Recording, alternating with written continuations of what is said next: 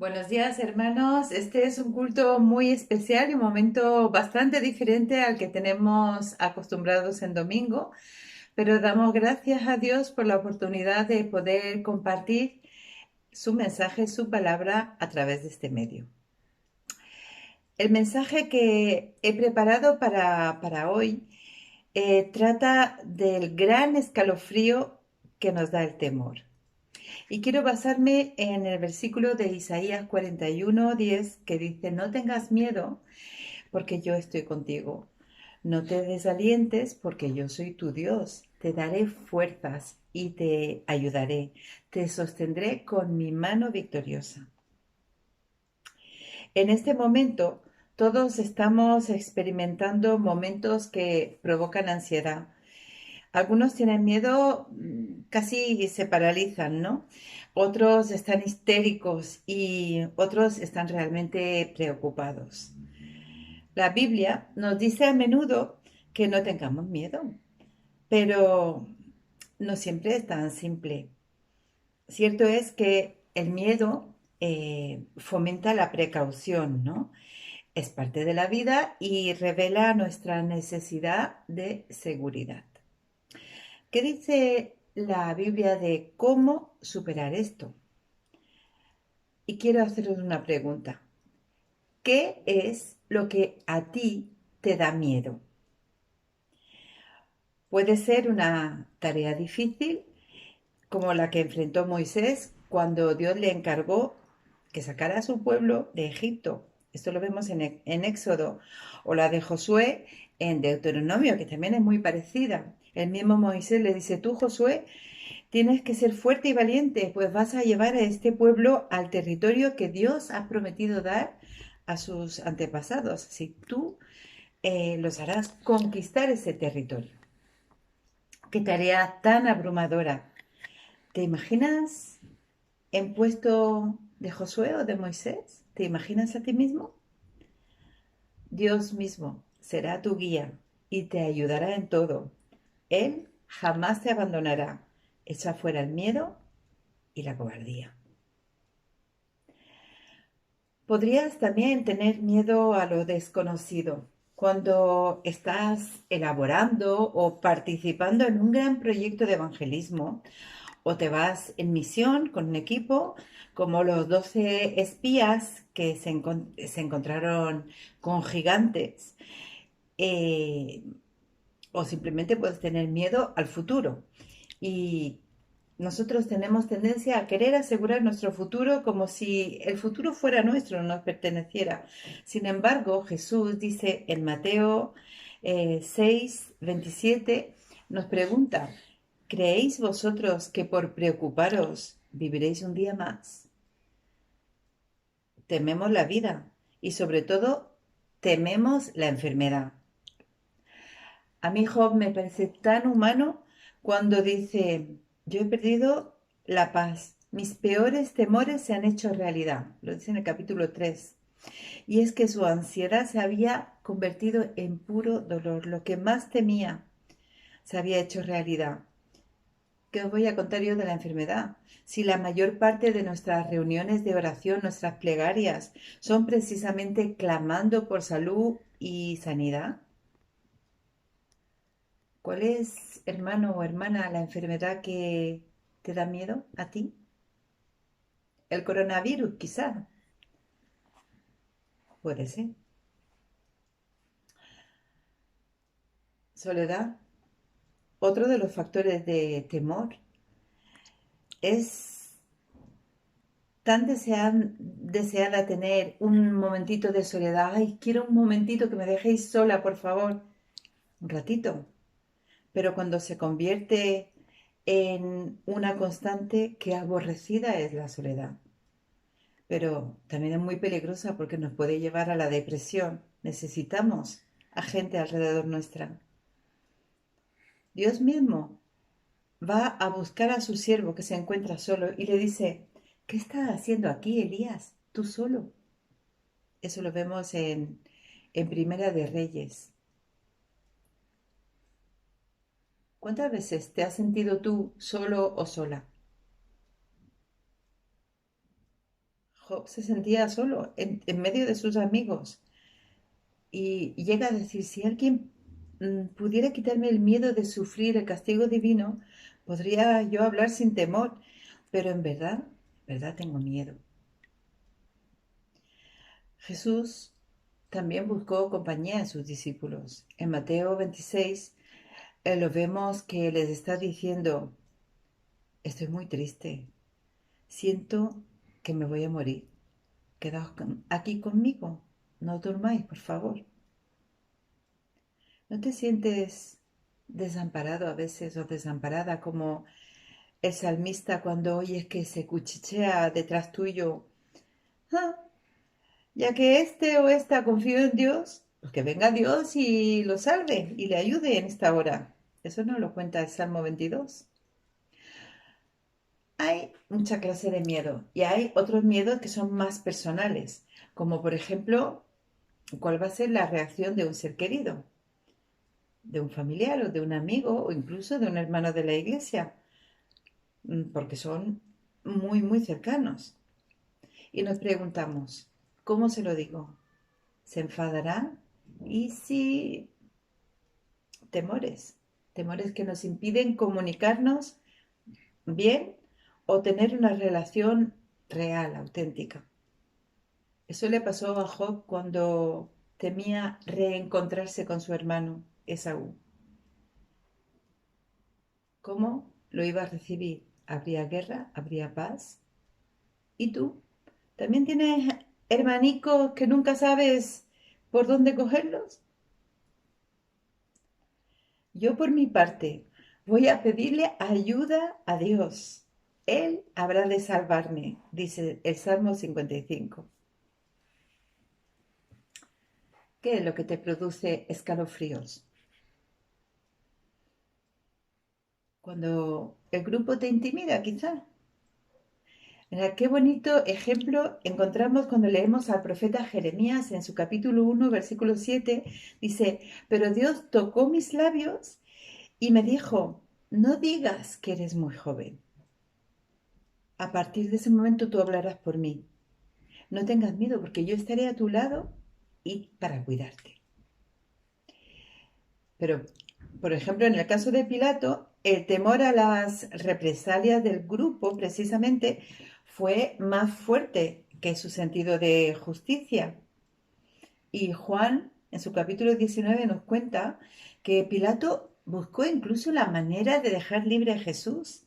Pero la gente gritó, si dejas libre a ese hombre, no eres amigo del emperador romano. ¿Y yo? ¿Y tú? ¿Cómo me enfrento al grupo? ¿Me condiciona a mí el grupo? ¿Te importa el que dirán? Mira que Proverbio dice, si tienes miedo de la gente, tú mismo te tiendes una trampa, pero si confías en Dios, estarás fuera de peligro. Qué interesante. El miedo al enemigo te puede llevar a la superstición religiosa. Saúl, por querer atraerse el favor de Dios, quiso oficiar él mismo los ritos sacerdotales y entre las prisas y la desobediencia, pues lo que pasa es que a Saúl le viene una derrota grandísima. Qué diferencia, ¿no? Con la actitud de David, que sabe que Dios está con él. Y es la diferencia entre lo que es una relación personal con el Señor en lugar de tener una religión con Dios. Él mismo diría, me puede atacar un ejército, pero yo no siento miedo. Me pueden hacer la guerra, pero yo mantengo la calma. Salmo 27. La violencia también nos produce escalofríos. Hay muchas violencias. Hay violencia de género, violencia a niños y a niñas.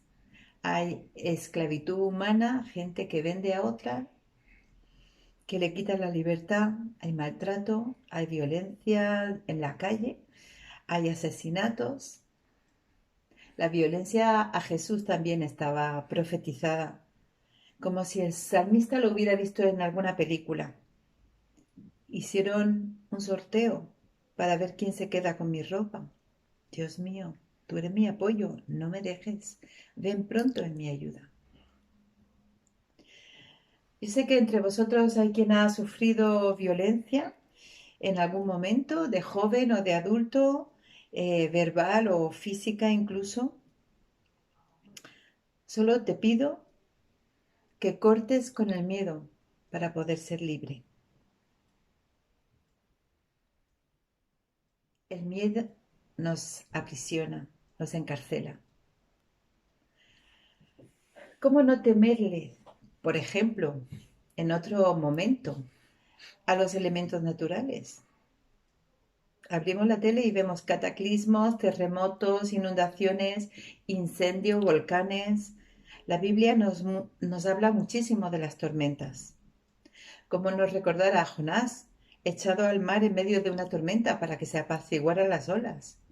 O a los marineros del Antiguo Testamento, cuando se había perdido ya toda esperanza, dice que llenos de angustia clamaron a Dios y Él los sacó de su aflicción, calmó la furia de la tormenta y aplacó las olas del mar. Salmo 107, 28.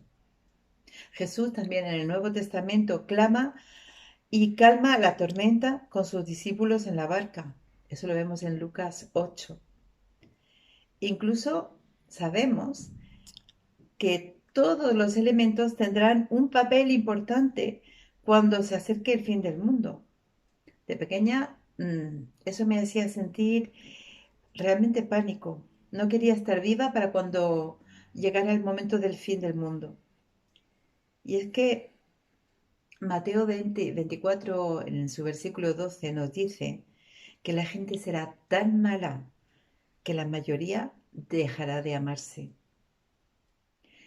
Es impresionante ver cómo la gente se vuelve loca en situaciones de apuro. Lo estamos viendo en estos días. Egoísmo y locura.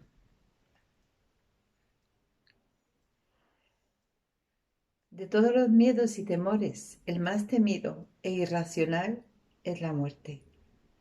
Todos sabemos que algún día moriremos. Pero el más allá, ¿dónde iremos? ¿Cómo será? ¿Se acaba aquí todo? ¿Qué puedo hacer para no morir? La esperanza está en Jesús. Él vino para derrotar con su muerte al que tenía poder para matar, es decir, al diablo. El diablo está vencido. No tiene autoridad sobre nuestra alma. Con su muerte, Jesús dio libertad a los que pasaban la vida con miedo a la muerte. Nos lo dice Hebreos 2:15. Aquí se nos dice que el miedo mata y mata más que el coronavirus. ¿Podrías morir de miedo?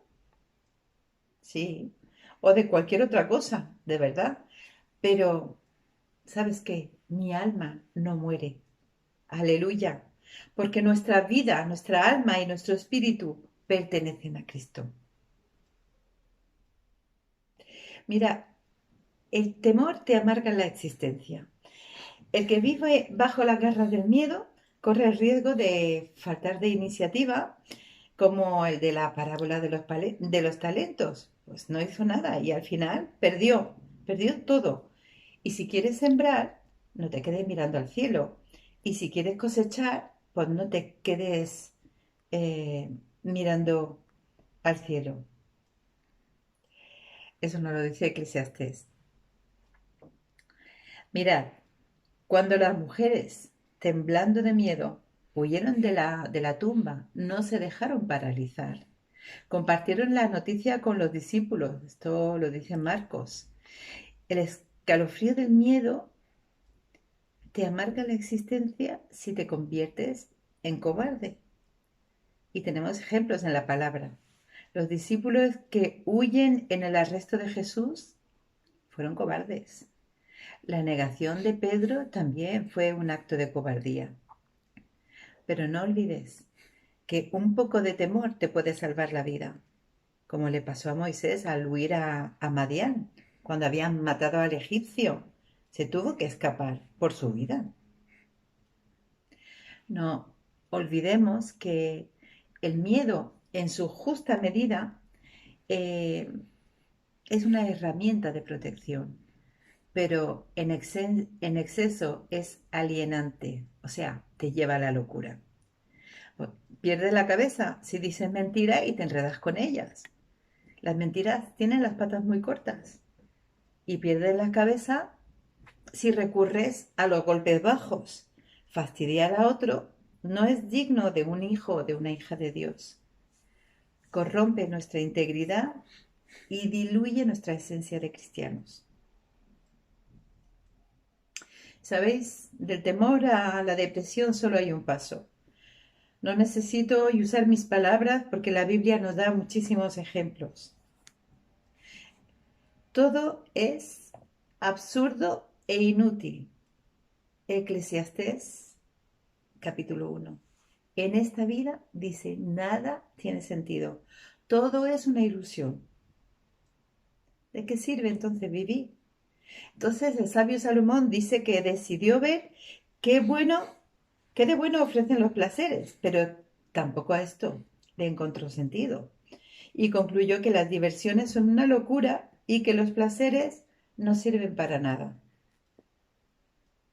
Llegados a este punto, aquí viene la desilusión y luego vendrán los síntomas físicos. Mi vida se desvanece. La vida es como humo que se escapa. Los huesos me arden de dolor, parecen carbones encendidos, diría el salmista. Job diría, se me corta el apetito, las lágrimas y las quejas son todo mi alimento. Y le damos vueltas la cabeza con ideas negativas, constantemente atormentados. Job 30:15 dice, estoy temblando de miedo, mi dignidad se va perdiendo, he perdido la esperanza de triunfar. Y sigue, todo el capítulo 30 es muy interesante e ilustra muy bien esto. Llega un momento que decimos, ya no puedo más, no puedo soportarlo más. Más bien, vale la pena morir. Es lo que le pasó a Elías. Después de vencer a los profetas de Baal, todo un éxito, Jezabel le dice a Elías, te voy a matar. Y Elías, harto de pelear, se deprime. Dios, ya no aguanto más, le dice, quítame la vida, pues no soy mejor que mis antepasados.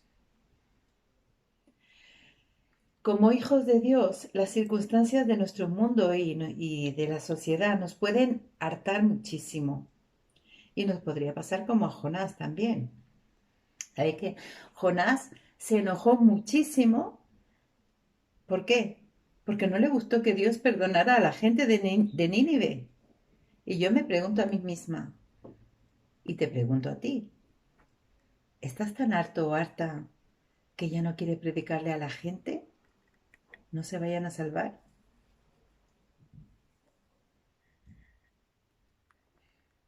¿Cómo superar entonces ese miedo? A lo largo de la Biblia, en medio de las dificultades de la vida, hombres y mujeres escuchamos todavía hoy que Dios nos dice, no tengáis miedo.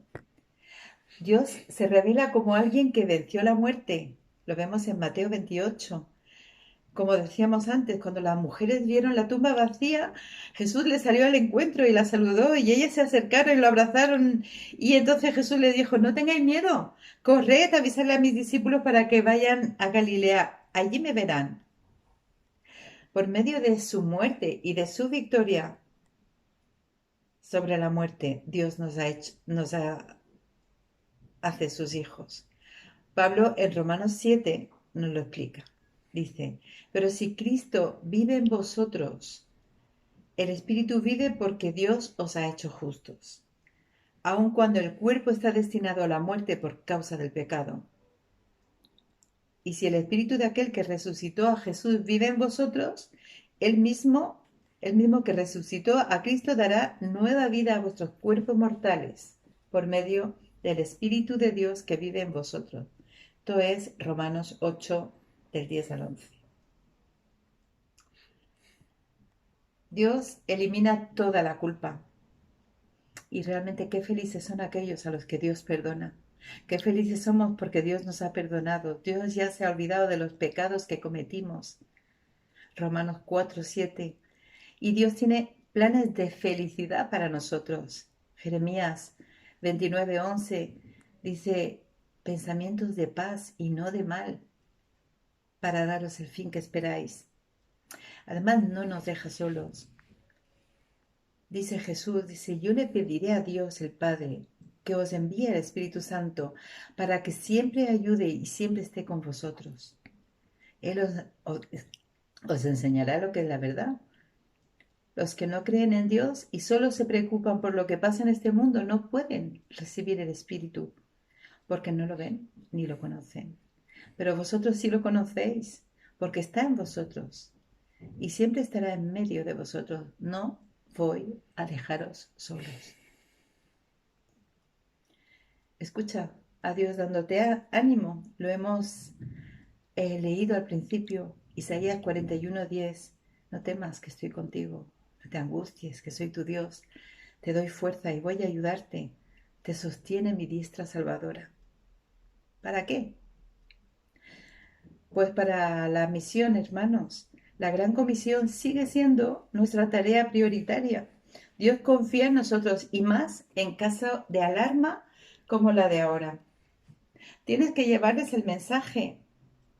No importa que por su rebeldía no te escuchen, ni cambien incluso de conducta. Luego, ve con los tuyos, a donde están exiliados y dales mi mensaje, porque aunque no te escuchen y dejen de hacer lo malo, tú ve. Ezequiel 3. La verdad que no parece muy alentador predicar lo que nadie quiere oír, pero que no nos importe tanto el resultado como el obedecer al Señor y llevar el mensaje a alguien que lo va a aceptar. No hay tiempo que perder. Hazlo con tus palabras. Hazlo como tú eres. En resumen, piensa en lo que te da miedo y entrégaselo al Señor si tienes que hacer las paces con Él. Hazlo ahora. Si no sabes cómo, llama al pastor o a los hermanos que te vamos a ayudar. No dejes que el temor, el miedo o el pánico te amarguen la vida. Confiamos en el Señor para todo. En su amor, Él disuelve nuestros temores. No permitas que la desilusión y la amargura te depriman. Siempre tiene Dios una salida y la vida con Él sí que merece la pena. Y recuerda, estás aquí en misión. Comparte la buena nueva de salvación. Iglesia, estamos en campaña. Traigamos serenidad y luz a este mundo que está muerto de miedo. Hijos míos, no debemos limitarnos a decir que nos amamos, sino que debemos demostrarlo por medio de lo que hacemos. Sabemos que pertenecemos a Dios porque amamos a los demás. Por eso, si nos sentimos culpables de algo, como el temor, por ejemplo, podemos estar seguros de que Dios no nos acusa de nada, porque Él está por encima de todo sentimiento y lo sabe todo. Primera de Juan 4, 17 y 18. Así que, para finalizar, hermanos, os invito a repetir conmigo este versículo.